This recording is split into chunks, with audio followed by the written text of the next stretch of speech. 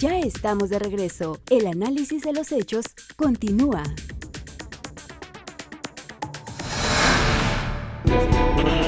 Se ha listado los partidos pequeños de Carlos.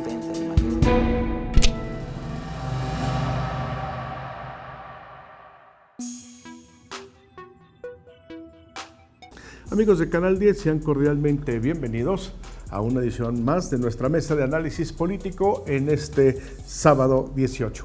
Hoy vamos a abordar tres temas que tienen que ver, dos con la coyuntura nacional y uno con el entorno local.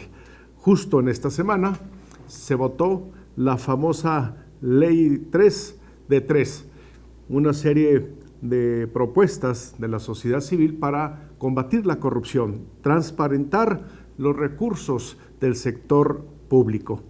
Y después abordaremos la controversia.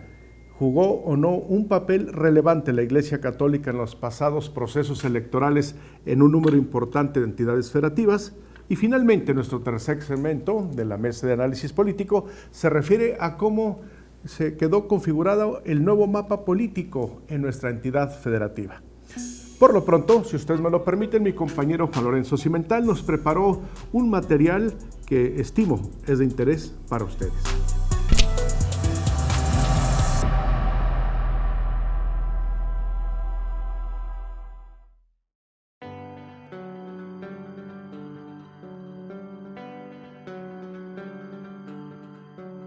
Junio 6, un día después de la elección. Manlio Fabio Beltrones da la cara y afirma: los ciudadanos enviaron un mensaje muy claro. ¿Qué mensaje? Palabras más, palabras menos. Hartazgo por el abuso del poder, por el incumplimiento de las promesas, como esa de cambiar, la del nuevo PRI, por los usos caciquiles, por la corrupción y la protección de los corruptos, por la soberbia, el principal entre los pecados capitales. Pero en contra de lo evidente, el repudio ciudadano a la clase política, parece que los priistas se niegan a entender. Ya lo dijo alguna vez el periodista Carlos Pusch: no entienden que no entienden. El martes 14, en el Senado se aprobó la nueva Ley General de Responsabilidades, aunque el PRD votó en contra y el PAN reservó el artículo 29, el que contiene la iniciativa ciudadana 3 de 3. La aprobación se dio con el voto de priistas y su satélite, el Verde. ¿Y qué fue lo que aprobaron? Una ley 3 de 3 rasurada. Los funcionarios, servidores públicos en teoría, podrán ocultar los montos, valores, especificaciones y la ubicación de los inmuebles de su propiedad, ya que no serán públicos a menos que así lo quiera el funcionario. El mismo martes, durante la discusión de la iniciativa para la Ley de Fiscalización y Rendición de Cuentas de las entidades, fue otro el botón de muestra. En el tema de las participaciones federales, se propone que el uso del dinero público debe ser auditado de manera exhaustiva cuando los estados pongan tales recursos como garantía al contratar deuda. En cualquier país que presuma un verdadero Estado de Derecho, esto sería la norma, pero no en México. El priista Jorge Carlos Ramírez Marín salió una vez más en defensa de la aprobación de una ley con alcances limitados.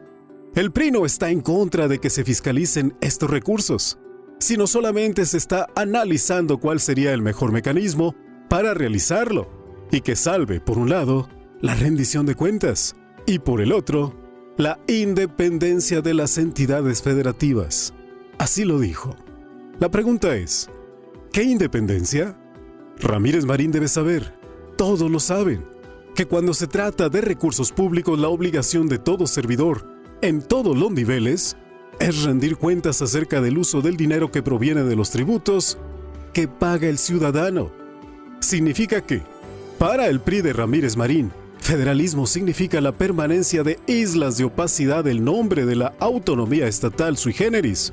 Es decir, a modo, Manlio Fabio fue muy claro. El PRI entiende y acata el mensaje de los ciudadanos, pero parece que no todos lo entienden igual. El 5 de junio el revolucionario perdió 7 de las 12 elecciones a gobernador, entre ellas 4 de 7 que había tenido en sus manos por más de 80 años. Según Integralia, de Luis Carlos Ugalde, de 2010 a la fecha, el PRI ya no gobernará sobre 11.8 millones de ciudadanos. El mensaje es claro. el hartazgo. Aún así, hay algunos que se niegan a entender. Para Análisis Político, Juan Lorenzo Cimentel.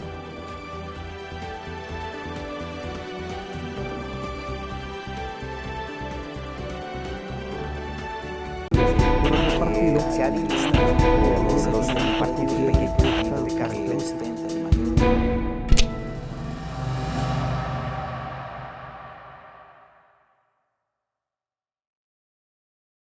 Gracias por acompañarnos. Igual agradecimiento lo hago extensivo a quienes hacen posible esta mesa de reflexión y de análisis. A Fernando Mejorado, gracias Fernando. Gracias, y por supuesto a Leo Álvarez. Leo, gracias nuevamente. Sí, buen día, Fernando. Hola, Leo.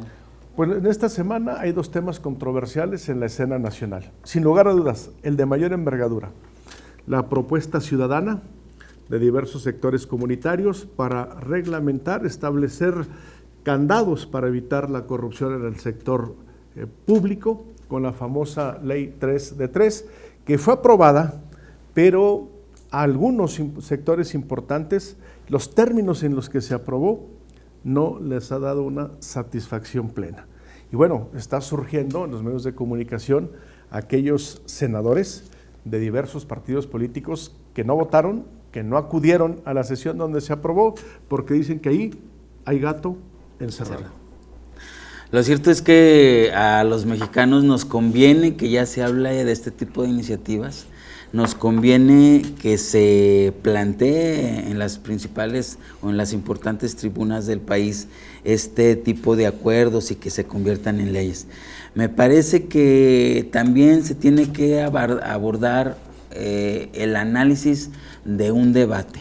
¿Es legítimo o no es legítimo la implantación de estos modelos anticorrupción en los países?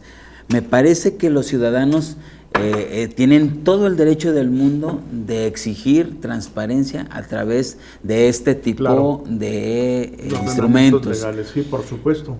Y se presentan este tipo de instrumentos o se idealizan este tipo de instrumentos, dado que no hay una cultura ciertamente de transparencia. No, claro, o sea, es una cultura política. Si estamos hablando de que necesitamos una institución que regule y que permita o que omita o limite el descarrilamiento de estos instrumentos. Entonces, sí es legítimo, pero me parece que lo que no es legítimo es que algunas organizaciones de la sociedad civil, es decir, no son los ciudadanos, son algunas organizaciones de la sociedad civil, se molesten porque también en el carril o en el viaje se les incluye a ellos.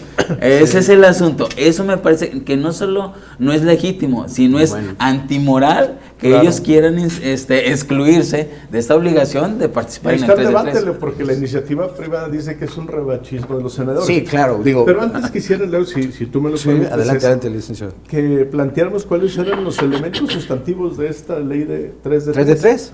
Digamos, estamos hablando de la declaración patrimonial de los servidores públicos, la declaración fiscal, también de políticos, servidores públicos, y la declaración de conflicto de intereses. Hay que ir hacia el origen de todo esto, pues es la Casa Blanca y los problemas de corrupción de Peña Nieto. O sea, el tema de corrupción y los moches. Sí, bueno, obviamente, o sea, el tema de corrupción se puso en esta campaña y en las pasadas del 2015 gracias a estos últimos grandes eventos, ¿no? Así es. El tema se hizo patente y recordarán que hubo iniciativas que fueron bateadas desde el Ejecutivo, desde el Legislativo, pues para precisamente evitar, y todo también partió de la llamada de Virgilio Andrade y de su fallo a favor de deslindar a Peña Nieto de responsabilidad. Entonces, acuérdense que hubo una consulta ciudadana liderada por la sociedad civil, más de 600,000 firmas para lanzar esta propuesta, que fue finalmente posponiéndose hasta después de las elecciones. O sea, ese es, digamos, el gran tema y el estatus hasta hoy. Pasan las elecciones, se lanzan a la votación y pues lo que tenemos es una controversia interesante, ¿no? Estamos viendo que, por ejemplo, los 52 senadores priistas votaron en contra. Claro. Del Partido Verde 6 en contra y un independiente en contra. Hay dos abstenciones que me parecen interesantes del PT, de Gabriela Guevara y de Manuel Bartlett, por ejemplo. En el caso aquí es importante mencionar cuáles son los legisladores de oposición que no estuvieron a favor de la iniciativa original. Bueno, del Partido Acción Nacional son 4. Sí, claro. Entre ellos destaca, sin lugar a dudas, Jorge Luis Preciado, ex candidato del Colima al gobierno de Colima. Del PRD estamos hablando de 3, no hay personajes relevantes. Y el mayor número de senadores que no aprobó en los términos originales es del Partido del Trabajo, con una excepción, de que Ana Guevara se abstuvo. Quienes votaron en contra fueron Manuel Bartlett, que no es un personaje menor, y junto con él la senadora Laida Sansores, que ha sido muy controversial, muy polémica. Que además también tiene un antecedente de izquierda, el papá, pero es de la tradición. O sea, pero es demagogia pura. Estos temas son específicos. Porque en el caso específico de Preciado, uno de los ejes de su discurso en campaña fue la anticorrupción, o más bien la crítica a la corrupción de los gobiernos que actualmente o en ese momento gobernaban. Pero ya ves que la campaña se decidió también por una campaña negra que lo hicieron papilla. Y ¿no? quiero hacer referencia porque personales. Gente de Acción Nacional en redes sociales balconeó a los senadores de los otros partidos que votaron a favor de los términos en que se aprobó la legislación, pero guardaron silencio al no identificar a los suyos de que no votaron a favor de la iniciativa original. Eso es lo que le da en la torre, discúlpenme la expresión, a toda esta credibilidad hacia los partidos políticos, porque todo mundo dice, hágase Señor su voluntad en los bueyes de mi compadre. Bueno, pero aquí también hay una cuestión, que la mayoría de los senadores los tiene en combinación el Verde con el PRI. Entonces, la crítica ahorita se exacerbó, derivado de una declaración de Gamboa, de decir, hemos hecho en democracia, hemos hecho un excelente trabajo y aprobado la ley. Como que no era necesario que saliera. O sea, exacto, fue... pero aquí lo que prácticamente cimbró el tema es que la nueva legislación incluye a la iniciativa privada en los compromisos de presentar su declaración patrimonial, su declaración fiscal y la de conflicto, y sobre todo el uso de recursos públicos. Y me parece que se ven mal estos líderes de la iniciativa privada al decir que hay que se trata de una son los que impulsaron que es una revancha. ¿Cuál revancha?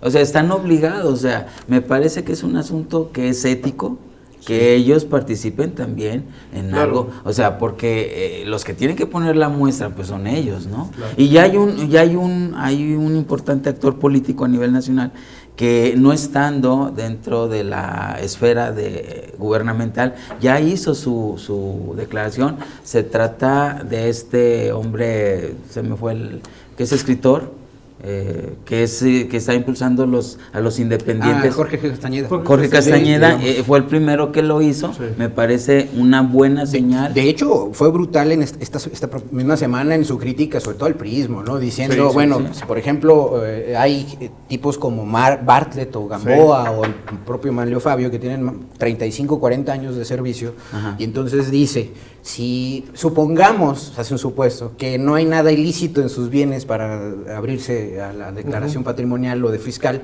entonces, ¿cuál es el problema de oponerse? Entonces él responde y dice, lo que pasa es que tanto Gamboa como Manlio y muchos de la clase política, sobre todo de antaño, forman parte de ese 1% de los más ricos de los deciles en el país. Entonces, digamos, eso ha exacerbado más todavía la crítica, sobre todo de quién es el bloque mayoritario y que se opuso totalmente a la Me parece que este 3 de 3, como se le viene llamando, que es una ley anticorrupción, que quedó 2.5, ¿no? Ley de 2.5. 2.5, como si fuera algún asunto terrestre.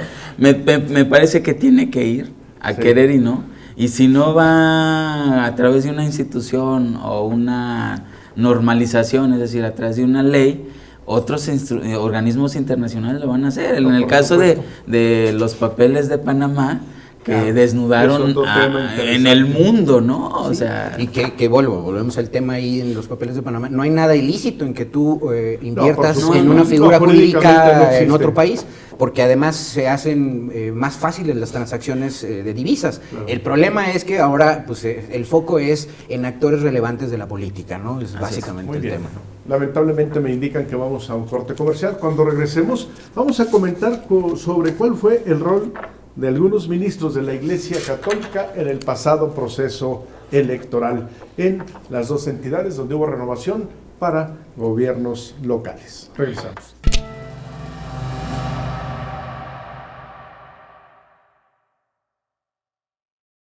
La información que tú necesitas está aquí. www.análisispolitico.com. Visítanos. En un momento, continuamos.